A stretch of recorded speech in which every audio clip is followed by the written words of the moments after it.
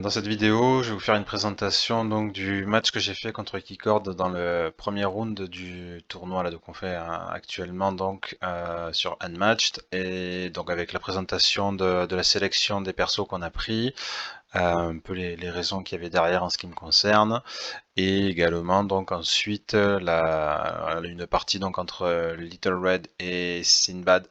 Voilà, qui est un match-up un peu compliqué pour Little Red, qui s'est pas trop mal passé dans l'ensemble, mais qui a failli être critique à un moment donné. Donc voilà, on va faire un petit peu le tour de tout ça et voir un peu comment ça s'est goupillé. Donc du coup voilà, on va déterminer avec un LCD. Donc c'est Keycord donc qui gagne le choix de voilà, d'être follower ou leader, et qui fait le choix donc de me laisser leader pour voir un petit peu. Du coup, c'était sa première partie en mode conquest, donc voilà, il préférait probablement me laisser passer devant pour voir un petit peu comment tout ça fonctionnait, quoi.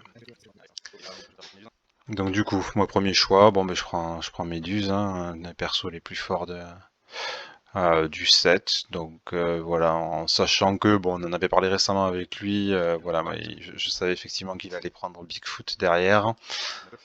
C'est un de son perso fétiche. Moi du coup je prends Sherlock. Il prend Sinbad qui est dans cette configuration avec ses 12 persos, qui est un perso très puissant avec peu de contres possibles. Pour ma part, du coup, en fait, initialement, je prévoyais de prendre Robin, mais voilà, du coup, bon, je sais que c'est un match de tournoi, mais voilà, bon, avec quelqu'un qui a un peu moins, qui me disait qu'il a un peu moins l'habitude du set de Cobble and Fog, donc du coup, si je prenais Robin, après, ça lui laissait peu d'options viable en dehors de Cobble and Fog. Donc du coup, voilà, j'ai fait le choix finalement de prendre Little Red, euh, perdant complètement de vue à ce moment-là que le match-up face à Sinbad est très compliqué. Et voilà, et donc du coup, à ma grande surprise, derrière, il va prendre l'homme invisible. Donc voilà, et on se retrouve avec ces trois-là. Donc maintenant, on passe à la phase de ban des persos. Donc on a chacun les trois persos de l'autre, et on va choisir celui donc que l'autre ne pourra pas jouer pendant la partie. Hop, donc lui, voilà, il ban Sherlock, puisqu'effectivement je pense qu'il connaît assez peu le perso, puis bon, Sherlock étant Sherlock, il vaut mieux éviter d'avoir à jouer contre. Moi de mon côté, je banne Bigfoot, ce qui nous laisse donc de son côté avec Sinbad et l'homme invisible, et de mon côté donc Little Red et Méduse. Donc voilà, moi j'ai ban la map Sarpedon, puisqu'en fait c'est une map sur. Lui il a deux persos en fait dont les gros points forts sont la grosse mobilité qu'ils ont. Sarpedon est une très grande carte qui peut vite devenir compliquée, voilà, s'il se met à courir d'un bout à l'autre. Donc voilà, ça me semble être un bon choix d'enlever celle-là. Il a fait le choix de bannir Marmoréal, ce qui est un choix tout à fait viable. Peut-être du fait qu'il y ait Méduse et ses multiples sidekicks, ça aurait valu le coup de ban Baskerville, mais bon, Marmoréal était un bon choix quand même. Voilà, et on choisit donc le perso avec lequel on va jouer en premier. Donc en l'occurrence, voilà, Sinbad et Little Red. Donc c'est lui qui, comme il est follower, donc c'est lui qui choisit la carte et les positions de départ. Donc il a choisi la carte Yukon, Sherwood, pardon. Il a choisi de commencer la partie. Donc du coup voilà, on place tous les deux donc nos héros sur les positions de départ, et les sidekicks tous les deux en retrait. On a la possibilité de faire un mulligan en début de partie, donc dans le mode tournoi. Alors si on regarde un petit peu ma main, moi j'ai choisi de pas faire de mulligan parce que, alors, ce qui rétrospectivement aurait pu se réfléchir, j'avais quand même deux baskets qui sont des cartes stratégiques très intéressantes pour Little Red, mais peut-être plus en milieu de partie, en avoir deux de suite dans la main, c'était peut-être pas l'idéal, mais en même temps, j'avais aussi une défense pour le chasseur, ce qui est quand même assez important aussi. Il en a pas énormément. Donc bon, l'un dans l'autre, ça m'allait pas trop mal de faire ça, mais bon, j'aurais pu me retrouver avec pire aussi, donc bon, pourquoi pas. Donc voilà, on a tous les deux choisi de garder notre main. Donc lui, alors il fait une manœuvre donc qu'il booste pour venir directement au contact de Little Red, donc avec Sinbad. Il va donc me faire une attaque. Du coup, l'option que j'ai prise en fait, là j'avais une carte donc, qui est une versatile à 2 en fait, qui ressemble un peu à l'ambush de Robin des Bois. Du coup, en fait, j'ai joué celle-là parce que je sais que le principe de l'ambush, c'est que je vais lui défausser une carte et je vais appliquer sa valeur de boost à ma défense. Je sais que du coup il a que des valeurs de boost, il y a une seule carte qui a une valeur de boost supérieure à 1, les autres c'est 2 ou 0. Donc comme je pense que j'ai de bonnes raisons de penser qu'il va jouer un voyage en début de partie, du coup puisqu'il n'a pas fait de mulligan, je suis quasi sûr qu'il a des voyages, donc je pense qu'il va essayer de les jouer un petit peu au début pour gagner en mobilité. Donc voilà, je me dis, je mets une carte qui, contre un autre joueur, celle que j'ai mis aurait été une très bonne défense, donc qui aurait mérité d'être gardée pour plus tard. Dans ce cas de figure, du coup, c'était pas mal, ça me permet éventuellement de lui défausser une carte, donc voilà. Du coup, effectivement, il me fait lui jouer un voyage, c'est le voyage donc, qui lui permet de reculer de 2 cases, et moi, donc, je vais effectivement pouvoir lui défausser une carte, et je lui défausse une feinte, ce qui, face à Little Red, est une carte assez intéressante à défausser, puisqu'elle repose beaucoup sur les effets d'après-combat, enfin, les effets de combat, quoi, avant, enfin, immédiatement, pendant, après. Du coup, voilà. Derrière, donc, lui, avec l'effet de sa carte, il a pu se reculer de 2, donc, pour se mettre un petit peu à distance, éviter de rester au corps à corps. Donc moi derrière je refais une manœuvre pour aller pareil, du coup là, me rapprocher de lui, je laisse le Huntsman une case derrière pour rester sur cette case. Pour l'instant il n'a pas une grosse mobilité avec Sinbad, je sais pas encore s'il prévoit de venir par là, mais j'aime bien l'idée de me ménager une sortie par là ou par là. Donc, voilà, donc du coup j'envoie Little Red au charbon, lui il a que 3 cartes, donc je vais lui en faire défausser une. Donc voilà, configuration qui me va pas mal pour l'instant. Et donc, du coup, là, en fait, j'ai une carte qui me permet, donc, je vais jouer cette carte, qui me permet donc soit de récupérer cette carte, en fait, l'effet d'après-combat de cette carte, c'est soit de récupérer cette carte, soit si j'ai les fleurs sur le dessus de ma défausse, de récupérer la carte qui est sur le dessus de la défausse. En l'occurrence, j'aurais pu récupérer cette carte, mais alors déjà, la première bonne nouvelle pour moi, c'est que là, il va jouer une défense à 4 sur une attaque à 2. Donc du coup, je lui ai fait dépenser une très bonne défense sur une attaque qui est pas très puissante. Donc ça, c'est une bonne chose. Et après, en fait, la raison pour laquelle j'ai gardé cette carte, plutôt que de récupérer celle-là qui m'aurait permis de protéger le Huntsman, c'est que en fait pour ce match-up, je compte totalement sur la capacité de soin de Red, parce que je sais que elle a que 2 feintes, enfin des équivalents de feintes, quoi, des effets de cancel, donc pour annuler les voyages de Sinbad c'est hyper limité, il y en a 2, je sais pas du tout où ils vont être dans le deck, donc voilà, je mise beaucoup sur le fait que Red peut vraiment se soigner beaucoup pour encaisser des dégâts et essayer de tenir sur la durée. Donc du coup en fait plutôt que de récupérer cette carte de défense qui pour le coup est pas terrible dans ce match-up, je vais plutôt récupérer celle-là qui me permettra plus tard de récupérer les cartes de soins, quoi.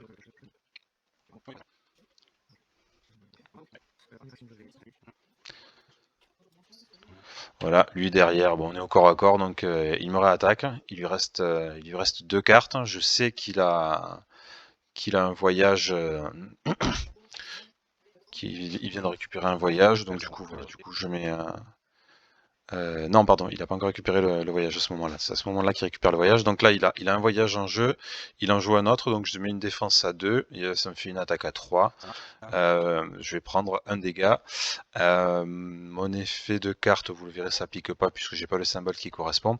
À noter que bon, du coup, il a joué le voyage retour de Sinbad en tout début de partie. Qui, bon, je m'attendais pas trop à ça, ça m'arrange bien. C'est une carte qui prend tout son sens à être jouée plutôt en mid-late au niveau de la partie. Donc, bon, du coup, ça m'allait très bien qu'il la joue là.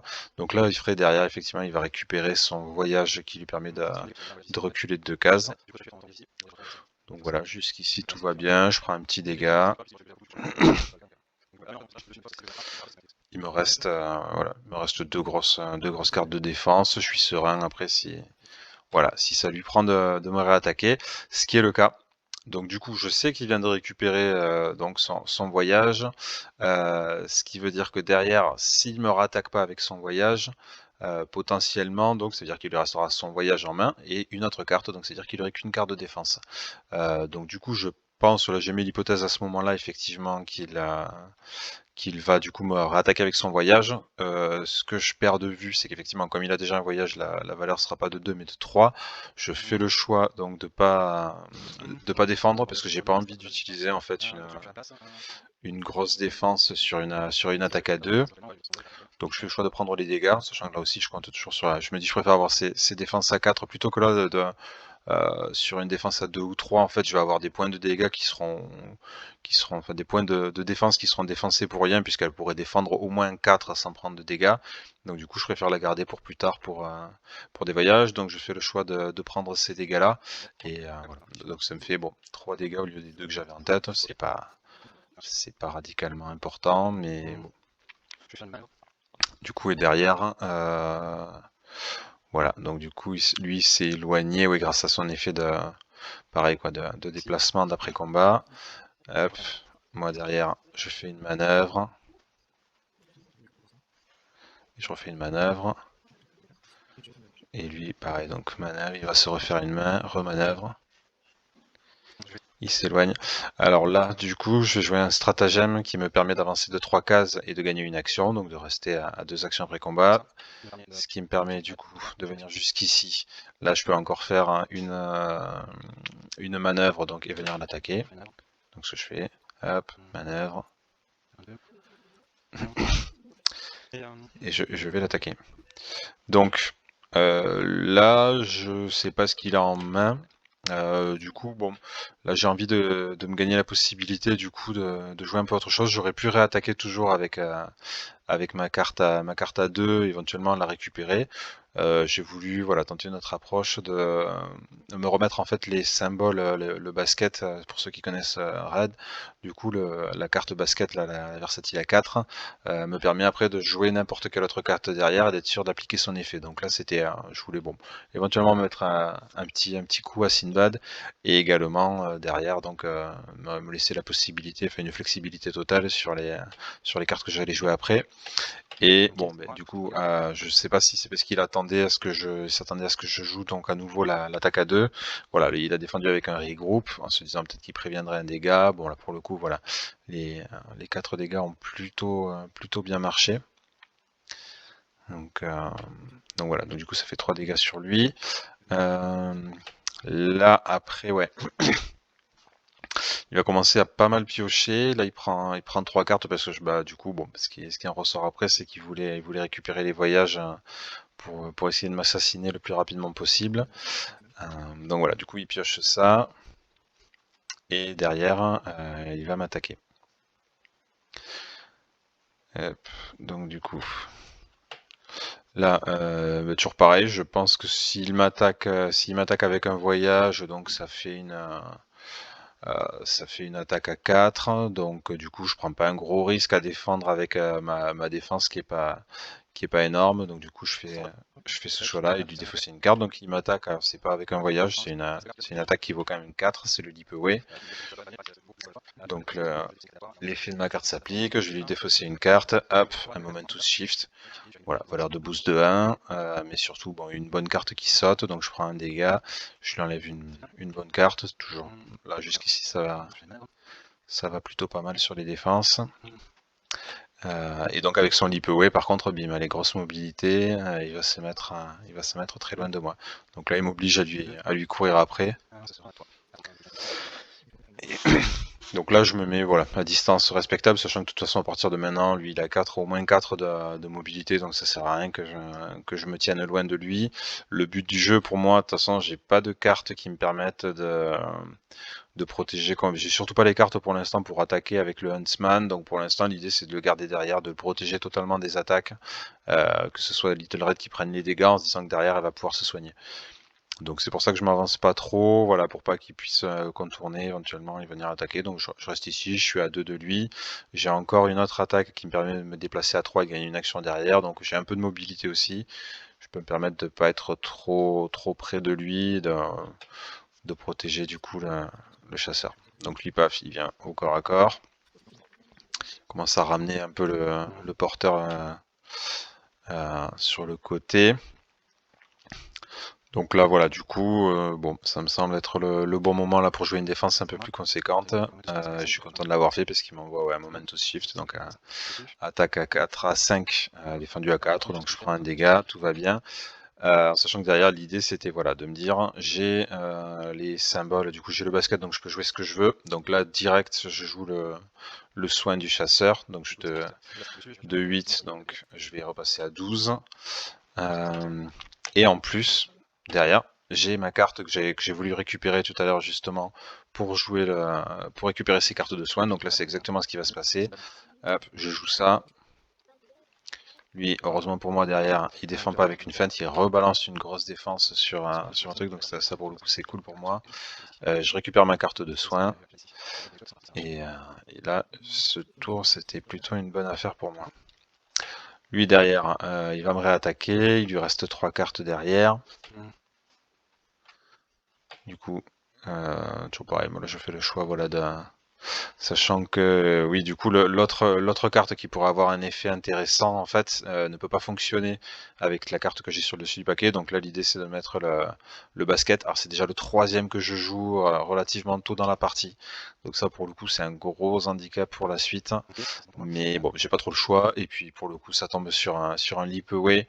Le fait que j'ai remporté le combat puisque je prends pas de dégâts fait il n'a pas son effet d'après combat, il peut pas s'enfuir à 4. Donc l'un dans l'autre, bon, c'était plutôt une bonne affaire pour moi.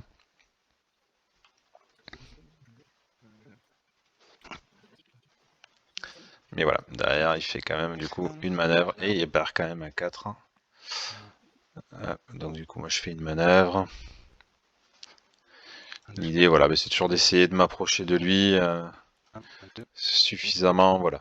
Là j'ai choisi de mettre le chasseur ici parce que du coup même avec 4 de déplacement, il serait obligé de venir avec un boosté avec le porteur du coup d'une case pour venir attaquer le Huntsman. Donc ici il est safe, il est protégé de ce côté-là par Red, donc voilà, le chasseur est protégé, pour l'instant c'est l'essentiel, Little Red reste au contact.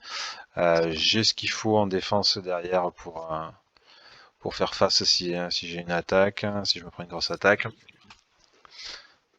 Donc j'y vais. Donc là, bon, il y a un petit misplay de sa part, du coup il joue une carte qui est réservée au porteur avec Sinbad. C'est pas grave, du coup c'est une attaque à 3. Il la remplace par une autre attaque à 3 de Sinbad. Moi j'ai un effet de carte qui me permet de mettre 3 dégâts, enfin qui me permet de mettre en fait des dégâts équivalents à la valeur écrite de la carte de l'adversaire. Donc du coup voilà, il m'attaque à 3, moi je défends à 2, je prends 1, et lui il prend 3 dégâts grâce à mon après-combat. Donc plutôt une bonne chose pour moi tout ça.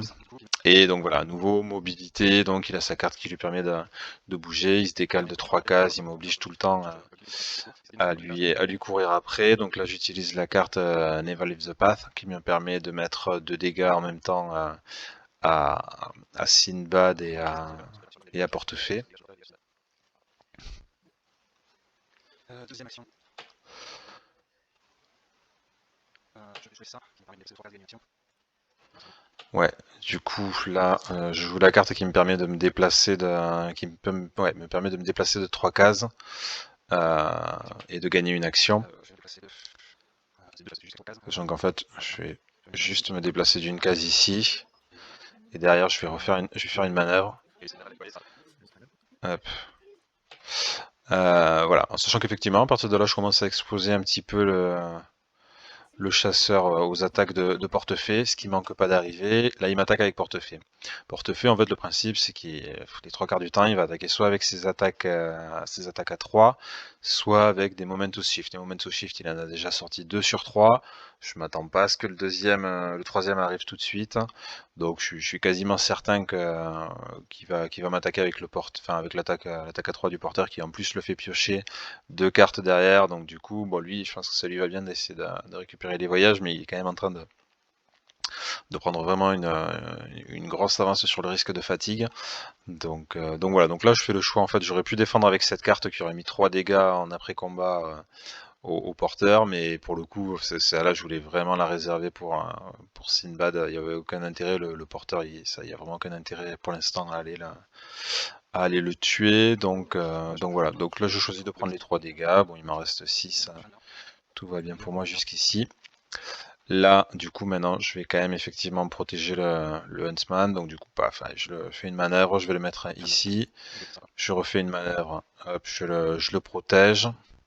Donc, techniquement, bon, il peut passer par là pour venir l'attaquer. Hop. Là, il fait le choix, voilà.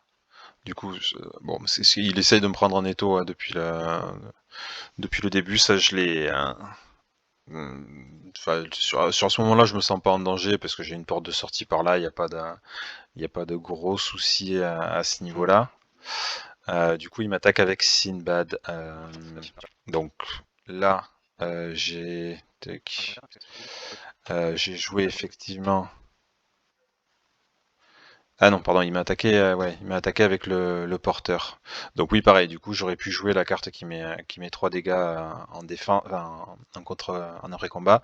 Mais voilà, j'ai préféré défendre à 4, éviter de prendre des dégâts, puisque c'est une carte de Little Red, c'est une carte d'attaque, mais qui permet donc, quand les symboles s'alignent, d'être joué en défense. Donc voilà, je savais qu'il allait m'attaquer avec ça, mais je préférais éviter de prendre des dégâts et garder ma carte qui permet de mettre des dégâts en après-combat pour Sinbad. Tac. Et surtout, entre-temps, j'ai enfin tiré la carte que je voulais depuis un petit moment, à savoir, du coup, la carte d'attaque du chasseur, qui est une attaque à 4, mais qui en plus passe à 6 quand on attaque l'adversaire en mêlée. Donc du coup, voilà, je fais une manœuvre, je fais reculer Little Red d'une case et je fais passer le Huntsman devant, de façon à pouvoir attaquer avec lui. Hop, donc là il défend avec un Toil and Dagger, donc là aussi donc il se reprend 3 dégâts, donc il passe à 4. Tout va vraiment bien pour moi pour l'instant. Après combat, du coup, mobilité, bam, et il va là-bas. Il tente le tout pour le tout en faisant le choix de faire une manœuvre. Et ça, je l'ai pas vu venir. Et c'est très très problématique à ce moment-là. C'est de venir m'attaquer du coup de venir m'attaquer du coup. Enfin voilà, il me prend en étau entre les deux. J'ai une carte de défense en main. C'est vraiment pas la folie. Donc là, il m'attaque avec Sinbad, je crois bien, ouais, c'est ça.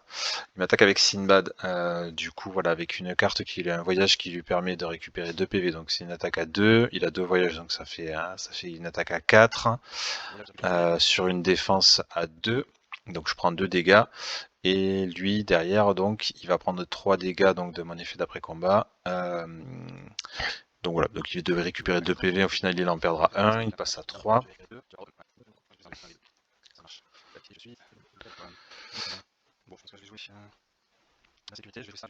Ouais, donc là du coup je fais le choix de jouer le Never Let It Pass, pas pour mettre des dégâts, mais pour récupérer 3 cartes pour absolument... en plus, bon, au niveau des cartes, là il y a suffisamment d'avance au niveau de la fatigue pour que je risque rien de particulier, donc là ouais, c'est urgent que j'ai des défenses en main, je tire 2 bonnes défenses, de très bonnes défenses, un cancel, qui est le Big Eyes, et un basket aussi, une très bonne défense, donc là pour le coup... ça se goupille pas mal pour moi. Derrière, j'en profite d'avoir le symbole qui s'aligne, du coup, pour à nouveau récupérer du soin, et je repasse à 13 de vie. Donc, à ce moment-là, ça va encore pas trop mal. Il m'attaque avec une attaque à 5, je défends avec le basket pour derrière pouvoir avoir les symboles qui s'alignent. Je prends un dégât là aussi. Au niveau de la défense, ça s'est plutôt pas mal passé. Il me réattaque derrière et heureusement du coup j'ai pu annuler sa carte parce que là il me faisait en plus défausser une carte en aléatoire. Donc bon, j'ai pas de défense dans tous les cas, mais là sinon je me retrouve avec une seule carte. Je savais qu'au tour d'après j'étais fini quoi. Là il y avait encore un peu de mind game qui était possible malgré tout. Du coup bon, bah, là je suis obligé de toute façon de manœuvrer pour essayer de récupérer une défense, ce que j'arrive à faire. Je récupère une défense qui est pas folle, d'autant plus que j'ai pas le symbole pour aligner son effet. Donc du coup voilà, là il m'attaque. Hop, avec le porteur, ouais. Donc je me prends 3. Le porteur pareil quoi, il avait pas bougé donc ça pouvait pas être un Momentous Shift. Donc voilà, c'était très vraisemblablement son attaque à 3. Donc pareil, du coup je choisis de pas défendre. Il me met 3 dégâts, ça je peux les encaisser. Et derrière, du coup, il va piocher en plus de cartes, donc se rapprocher encore un peu plus de la fatigue. Là, il lui reste 3 cartes. Et là, du coup, il me réattaque avec Sinbad. Donc là, je sais très bien ce qui m'attend. C'est un voyage. Il s'avère que c'est le voyage que je craignais qui, en plus, met 2 dégâts donc, en après-combat. Donc du coup, je me prends un voyage qui vaut 2, plus 4 qui sont dans la défausse, ça fait une attaque à 6. Plus les 2 d'après-combat, du coup, dans la mesure où c'est pas feinté, c'est comme si c'était une attaque à 8, défendu à 2. Donc je me mange 6 dégâts, je passe à 3. Donc là, c'est la descente aux enfers. Hop.